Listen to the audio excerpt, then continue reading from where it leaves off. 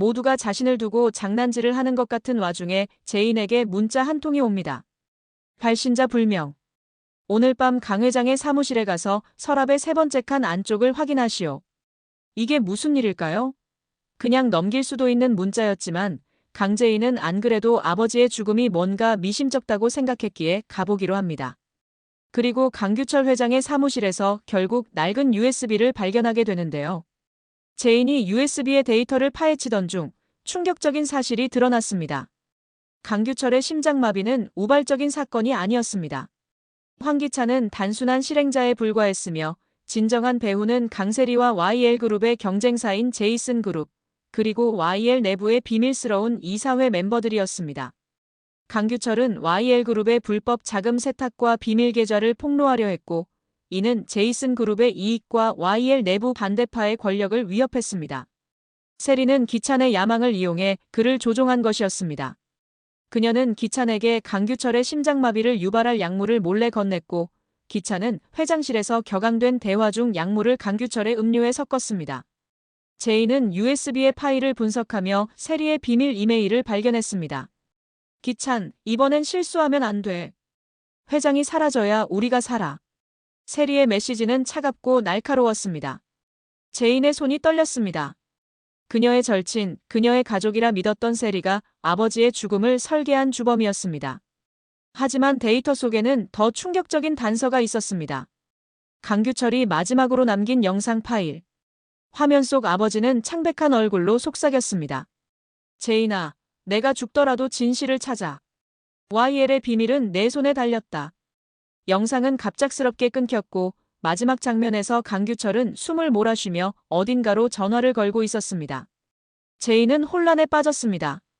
아버지가 죽기 직전 누군가와 연락을 시도했다는 사실은 새로운 의문을 낳았습니다. 그녀는 아버지의 비밀 사무실, YL그룹 본사 지하에 숨겨진 작은 방으로 향했습니다. 그곳에서 그녀는 또 다른 메시지를 발견했습니다. 제인은 한참 동안 낡은 노트를 손에 쥔 채 움직이지 못했습니다. 노트의 감촉은 거칠고 낡아 손끝에서 쉽게 부서질 것 같았습니다. 그것이 현실임을 스스로 납득하려 애썼지만 글자 하나하나가 제인의 마음속에 폭풍처럼 휘몰아쳤습니다. 내 죽음은 끝이 아니다. 제인아, 진실을 찾아. 적은 가까이에 있다. 읽을수록 심장이 점점 빠르게 뛰었습니다. 제인의 손이 가늘게 떨렸고 입술은 바싹 말라갔습니다. 아버지의 필체였습니다. 평생 익숙했던, 그리고 이제는 더 이상 볼 수 없으리라 여겼던 바로 그 필체였습니다. 제인은 손가락으로 문장을 더듬으며 속삭이듯 읽었습니다. 아빠 살아계신 거야? 목소리가 떨렸습니다. 자신도 모르게 작은 탄식처럼 흘러나온 말은 방 안의 정적 속에 메아리 쳤습니다. 고요한 방의 공기는 마치 무겁게 내려앉은 진실을 품고 있는 것 같았습니다. 제인은 노트를 꼭 쥐었습니다. 낡은 종이 한 장에 아버지의 흔적이 고스란히 남아있다는 사실이 경이로우면서도 기이하게 느껴졌습니다. 하지만 그 다음 순간 강제인의 가슴 한켠에서 찌르는 듯한 두려움이 고개를 들었습니다. 적은 가까이에 있다는 문장이 의미하는 바는 무엇일까? 내 주변에 믿을 수 없는 사람이 있다는 뜻인가? 아니면 YL그룹 내부에 배신자가 있다는 암시인가?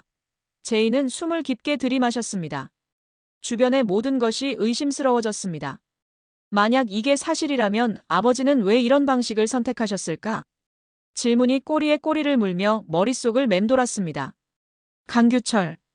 제인의 아버지는 항상 단호하고 계획적인 사람이었습니다. 그렇기에 그가 자신의 죽음을 연출했다는 가능성은 너무나 비현실적으로 들리면서도 동시에 그를 잘 아는 제인으로서는 충분히 가능한 이야기처럼 느껴졌습니다. 다시 노트를 바라보았습니다.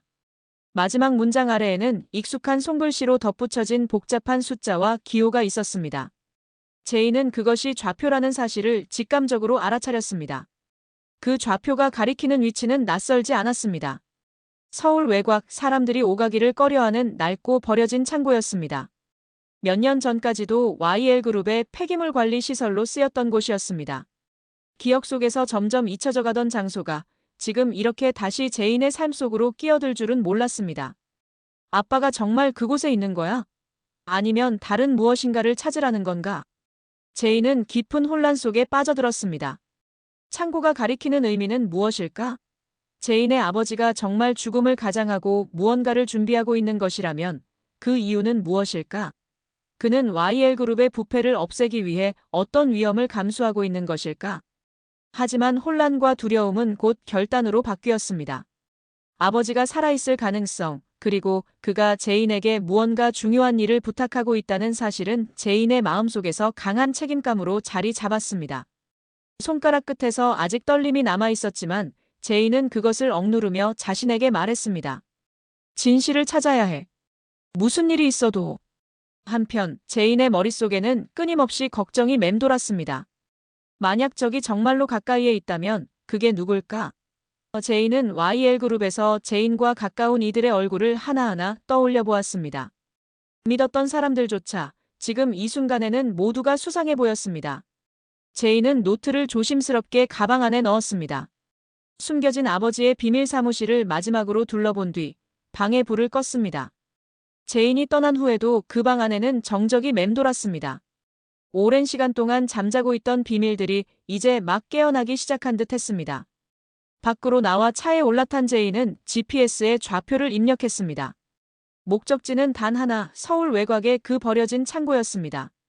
엔진이 켜지고 차량이 천천히 움직이기 시작했지만 제인의 심장은 여전히 쿵쾅거렸습니다.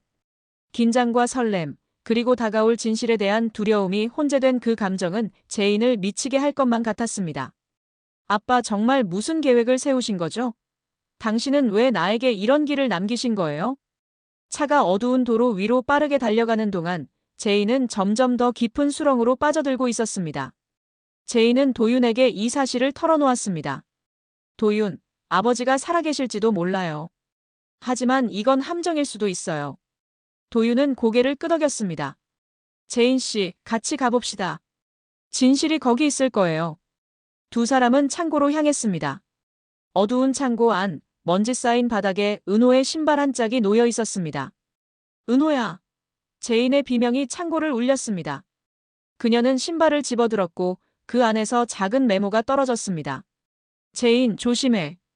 그들이 널 노린다. 메모는 강규철의 필체였습니다. 그녀의 눈에 눈물이 맺혔습니다. 아버지가 살아있다는 희망과 은호가 가까이에 있다는 확신이 그녀를 일으켰습니다. 하지만 그 순간 총성이 울렸습니다. 도윤이 제인을 끌어안으며 바닥으로 쓰러졌습니다. 총알은 도윤의 어깨를 스쳤고 제인은 그의 품에서 USB를 꽉 쥐었습니다.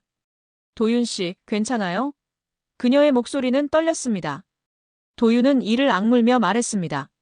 제인 씨, USB를 지켜요. 그게 모든 걸 바꿀 거예요.